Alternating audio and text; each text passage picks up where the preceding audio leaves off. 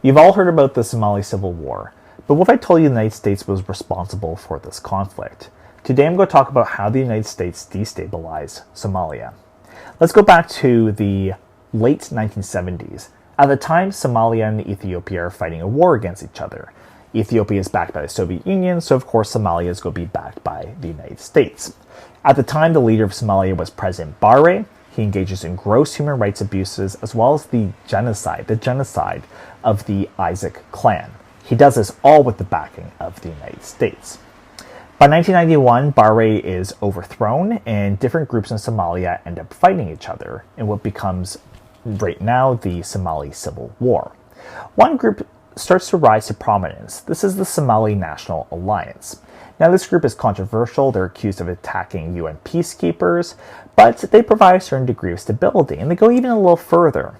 In 1993, the group holds a conference, and they host many prominent leaders in Somalia, as well as leaders of rival groups, and they want to negotiate some sort of terms of peace. Now, the United States, in their view, they think this was a meeting of terrorists. So what does the United States do during this peace conference? They bomb the conference. They kill many of the leaders and as well as many civilians.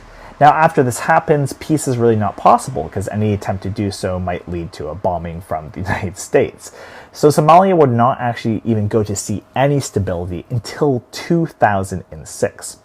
What happens then? Well, in 2006, there's another group that emerges. This is called the Islamic Courts Union. Now, the Islamic Courts Union is also a controversial group. They're considered extreme, but they developed this court system that helps to resolve disputes between individuals and groups. And the Islamic Courts Union provides a lot of stability, and many Somalis actually look at this time period quite fondly as a time where there's a bit of peace across the decades of otherwise civil war. Well, in the United States' view, the Islamic Courts Union is again a terrorist group. The United States backs Ethiopia to go invade Somalia and quash the Islamic Courts Union.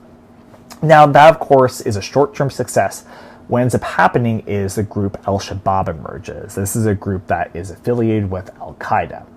Now, I want to talk about today because Al-Shabaab has now risen to prominence. They control a lot of Somalia.